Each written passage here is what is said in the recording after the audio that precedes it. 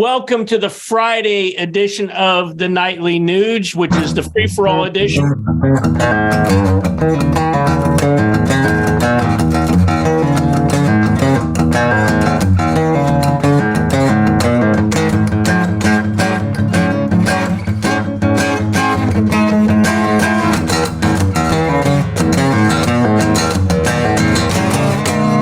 I love rhythm and blues and rock and roll, and I have the greatest band in the world. I have the greatest songs in the world. I have the greatest real music lovers at my side for the last 60 plus years. I'm going on tour in 2023 because the music makes me do it more now than ever. But I got to tell you, this is the Ted Nugent Adios Mofo 23 tour because hotel rooms are jail, and I'm not going to jail. I break out of jail. So everybody, thank you for supporting this unbelievable, fire-breathing, fun, dynamic, irreverent, ferocious musical adventure that I've been on. And the music will continue, Keith, but this is the last time I'm going to have an orchestrated tour because Happy Sadie and Coco, they cry when I leave, and I'm not going to leave ever again. So once again, look at tednugent.com, and you can see the dates. And here's another one.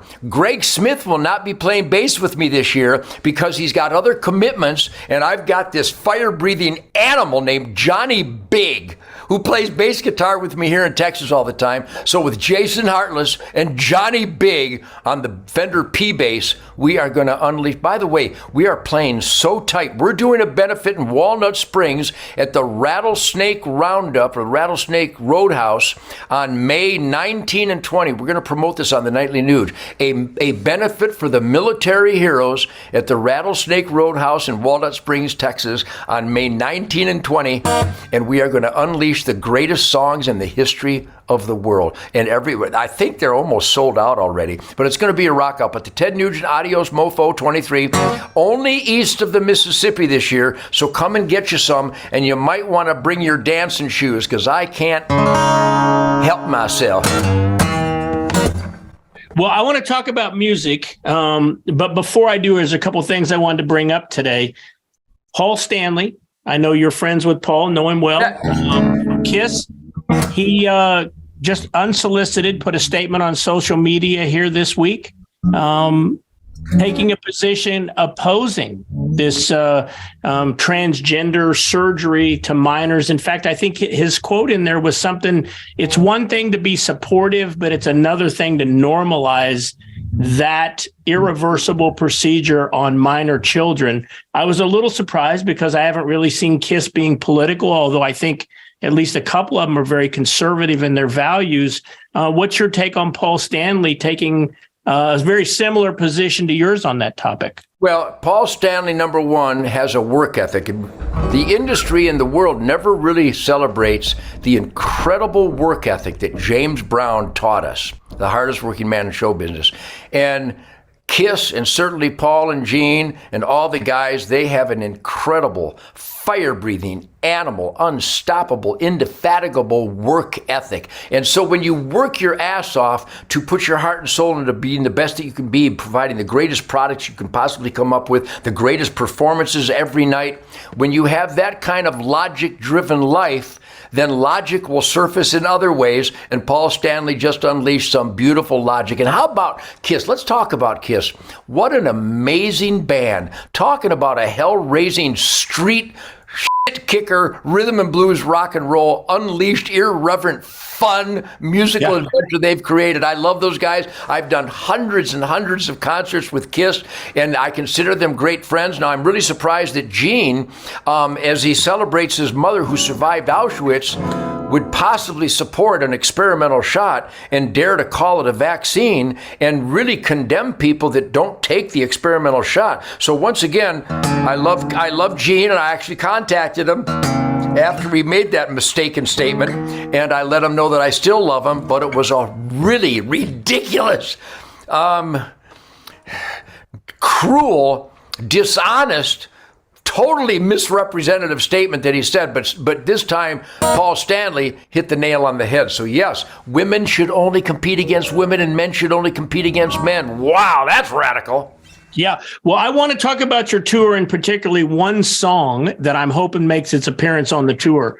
But before we get to that, I just want to throw something out. Jeannie and I went to a local dinner theater, which I love live stage performances. And it was the $1 Million Quartet, which I really didn't know much about. But apparently one night in, I believe it was 1956, Carl Perkins, Jerry Lee Lewis, wow, Elvis Presley, and Johnny Cash, who were all original Sun recording artists, appeared at the recording studio at the same time, jammed for a couple of hours and cut some demos that, I mean, quite frankly, is unbelievable. You know anything about that $1 Million Quartet story? I do. I forget the guy who created Sun Records, Sam something. But yes, it was an alignment of really musical force planets. And there are photographs and I believe some video on the old 8mm cameras.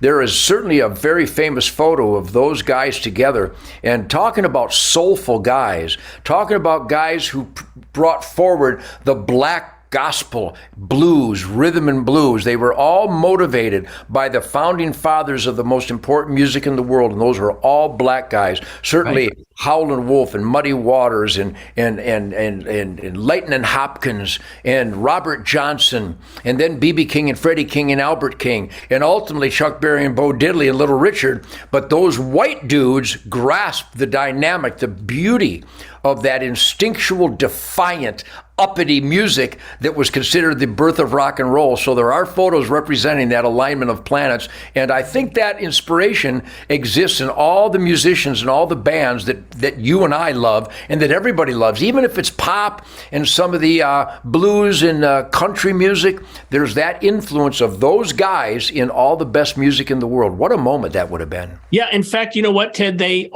talked about how they were so heavily influenced by black soul gospel music. Did you know Jerry Lee Lewis at all? No, I didn't, certainly. But, you know, when I started playing just a minute ago, I had this lick. I mean, what is that lick?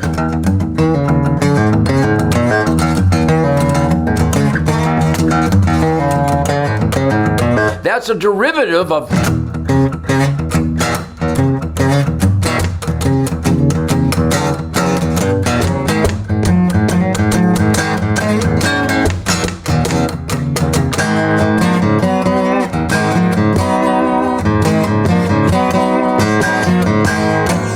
I mean, it's all derivative of the original. That's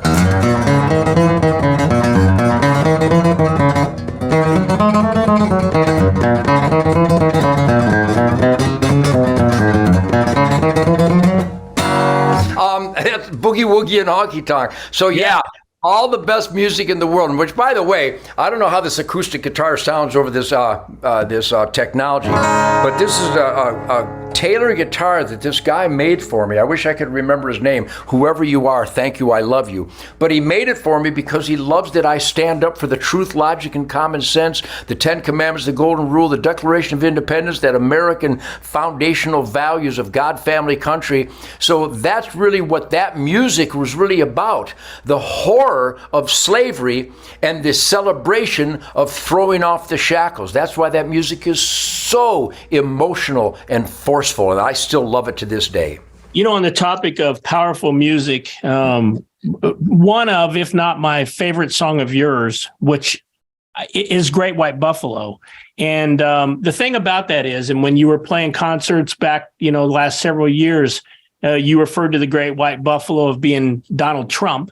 The Great White Buffalo is really all of us that stand up for freedom. And I'm hoping, you know, obviously as the founder of Hunter Nation and you and I working together with Hunter Nation, I almost want that to become the Hunter's theme song. I know you've got Fred Bear out there, but when you think about Hunter stepping forward and taking our freedoms back, I mean, we truly could be that Great White Buffalo. So my question is, will the Great White Buffalo be in the set list for Adios, Mofo?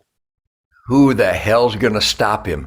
Listen, everybody, to what I got to say. There's hope for tomorrow. If we wake up today, it happened long ago in the new magic land. The Indian and the buffalo, they existed hand in hand. The Indian needed food and skins for a roof, but they only took what they needed. Millions of buffalo were the proof. But then came the white dogs with their thick and empty heads. They couldn't see past their billfold. They wanted all the buffalo dead. So the Indians hid in fear. There were no buffalo to be found. The magic seemed to be missing. Looked like a damn burial ground. But above the canyon walls, strong eyes did glow. It was the leader of the land, the great white buffalo, and he found the battered herd, and he led them across the land with the great white buffalo. We can make a final stand. So listen, everybody, to what I got to say. There's hope for tomorrow if we wake up today.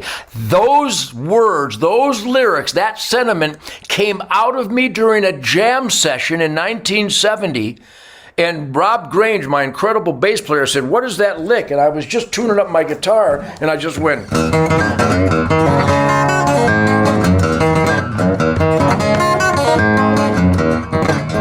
Just as grinding, and I just started singing. And I sang those lyrics. I was not aware of the legend of the great white buffalo, the spiritual theme of the native people. But instinctively, as a hunter, as a bow hunter, as a conservationist, as a man of nature, those words had a life of their own. And now it's, without question, it's in the top 2 or 3 most famous songs I've ever done, if not the most famous songs ever done by anybody.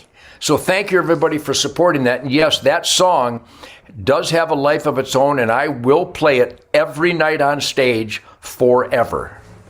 TedNugent.com, ladies and gentlemen. Go to TedNugent.com. Find out, hit the button, the little tab there. It says tour. You can see the ones that have been listed. I'm sure they're going to keep adding. Find one that's near you. And then while you're there, like Ted said earlier in the week, to buy My Pillow and use the code SPIRIT, please go to TedNugent.com and support guys that fight for us every day, like this man right here, Ted Nugent. Ted, great job. Talk to you tomorrow on the weekend edition of the Nightly Nuge.